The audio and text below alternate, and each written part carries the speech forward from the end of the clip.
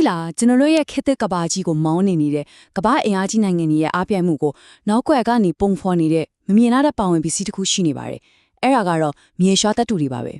ဒီနေ့မှာတော့ဒီတပ်တူတွေရဲ့နောက်ကွယ်ကကဘာအာနာလွန်ဆွေပွဲအကြောင်းကိုအတူတူလေ့လာကြည့်ကြအောင်နေ့စဉ်သုံးနေတဲ့ဖုန်းတစ်လုံးနဲ့ကဘာအင်အားကြီးနိုင်ငံတွေရဲ့တိုက်လီရင်တစင်းကြားမှာဘာများတူညီနိုင်မှာလဲလို့ထင်စရာပဲနော်ဒါပေမဲ့ထင်မထားတဲ့အဖြစ်တစ်ခုရှိနေပါတယ်အဲ့ဒါကတော့ဒီနှစ်ခုလုံးဟာမရှိမဖြစ်လိုအပ်တဲ့တတ်တူတစ်မျိုးတည်းပုံမှာပဲမိခိုးနေကြတာပါမြေရှားတတ်တူတွေကိုခေတ်သစ်နည်းပညာရဲ့ဗီတာမင်ဒီလို့ပြောလို့ရပါတယ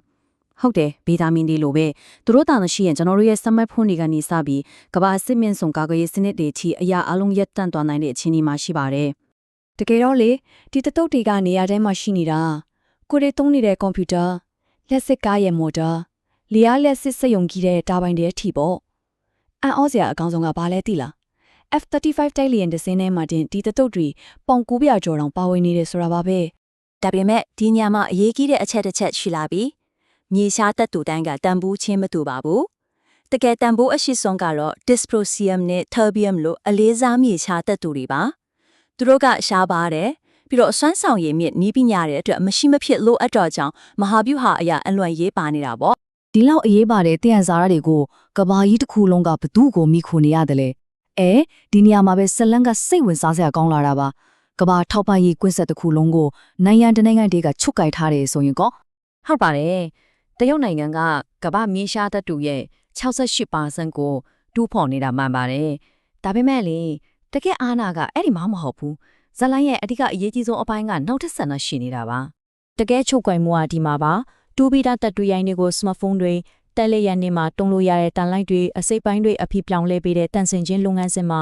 တရုတ်ကကဘာထောက်ပံ့မှုရဲ့60%ကိုထိန်းချုပ်ထားပါတယ်။ဒါဟာလုံးဝကိုအလွန်စုံနီးပါးချုပ်ကိုင်ထားတာလို့ပြောရမှာပဲ။ဒီပြဿနာကအခုထက်တောင်ပိုပြီးကြီးလာတော့မှာပါ။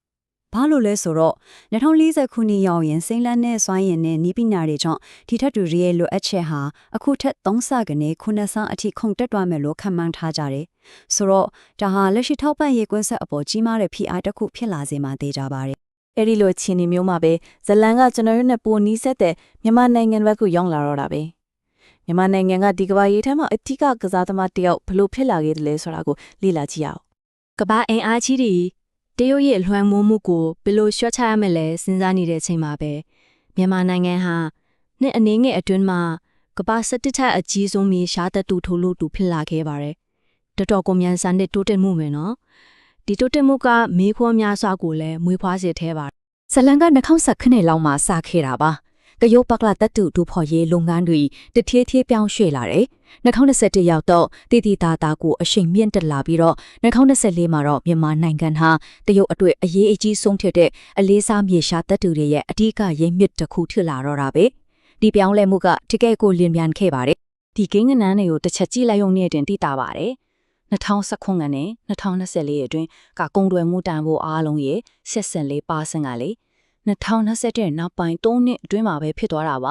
ါဒါကိုပေါက်ကွဲထောက်မှုတစ်ခုလိုတော့ပြောလို့ရပါတယ်စုစုပေါင်းတန်ဖိုးကအမေရိကန်ဒေါ်လာ4.3ဘီလီယံကျော်ပါဒီငွေပမာဏကရိုးရိုးကုန်သွယ်မှုတစ်ခုမဟုတ်ဘူးနယ်စပ်ဒေသတွေကလက်နက်ကိုင်အဖွဲ့တွေနဲ့ရှုပ်ထွေးတဲ့နိုင်ငံရေးအခြေအနေတွေကြောင့်မှစီးဆင်းသွားခဲ့တာဖြစ်တော့ဒါစီးပွားရေးတက်အများကြီးပို့သွားပါပြီဒါပေမဲ့ဒီလိုကြီးမားတဲ့စီးပွားရေးအခွင့်အလမ်းရဲ့နောက်ွယ်မှာကြီးမားတဲ့ပေးဆက်မှုတွေလည်းရှိနေခဲ့ပါတယ်အဲ့ဒါတွေကဘာတွေလဲနိုင်ငံရေးတိပံပညာရှင်ဆမ်မွယ်ပီဟန်တီနန်ပြောခဲ့ဘူးတယ်လို့ပေါ့အမျိုးသားအကျိုးစီးပွားဆိုတာအတန်သွေးချွေးနေနဲ့စတေးခံရရဲ့အရာတဲ့ဆိုတော့ဒီမြေရှားတဲ့တူပြိုင်ပွဲမှာနိုင်ငံတွေကသူတို့အကျိုးစီးပွားအတွက်ဘယ်အထိသွားကြမလဲဆိုတာကအဓိကမေးဝန်းဖြစ်လာပါတယ်အဲ့ဒီမျိုးသားကျိုးစီးပွားရဲ့ဝန်ထုတ်ဝန်ပိုးကိုဘယ်သူတွေကထားနေရတယ်လဲမြန်မာနိုင်ငံရဲ့လက်တွေ့အခြေအနေကိုကြည့်လိုက်ရင်အဖြေကရှင်းနေပါပြီရေထုညဉ့်ညမ်းမှုတွေမြေစီလွှာပျက်စီးမှုတွေပြီးတော့ဒေသခံတွေအတွက်မမျှကြတဲ့အကျိုးအမြတ်ခွဲဝေမှုတွေဒါတွေအားလုံးကဒီစီးပွားရဲ့နောက်ွယ်ကတကက်ဗီဇက်မှုတွေပဲပေါ့အခြေအနေကဘယ်လိုဖြစ်လာခဲ့တယ်လဲဆိုတော့တရုတ်နိုင်ငံကသူတို့နိုင်ငံတွင်းကပတ်ဝန်းကျင်ထိန်းသိမ်းဥပဒေလေးကိုတင်းကျပ်လိုက်တဲ့အခါညဉ့်ညမ်းမှုများတဲ့ဒီတပ်ထိုးတူးဖော်ရေးလုပ်ငန်းတွေက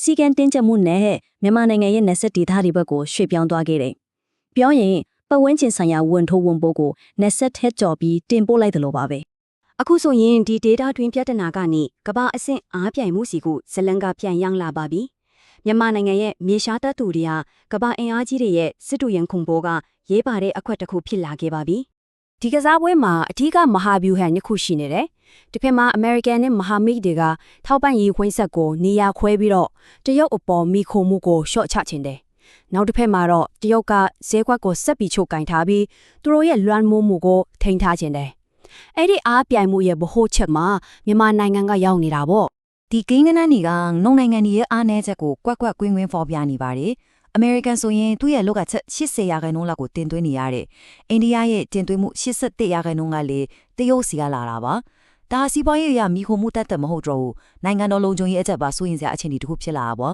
။ ဆိုတော့ရှင်းရှင်းလင်းလင်းမြင်လာရတာကတော့ဒီမြေရှားတပ်တူပြဿနာဟာစီးပွားရေးတက်တက်မဟုတ်တော့ဘူးဆိုတာပါပဲ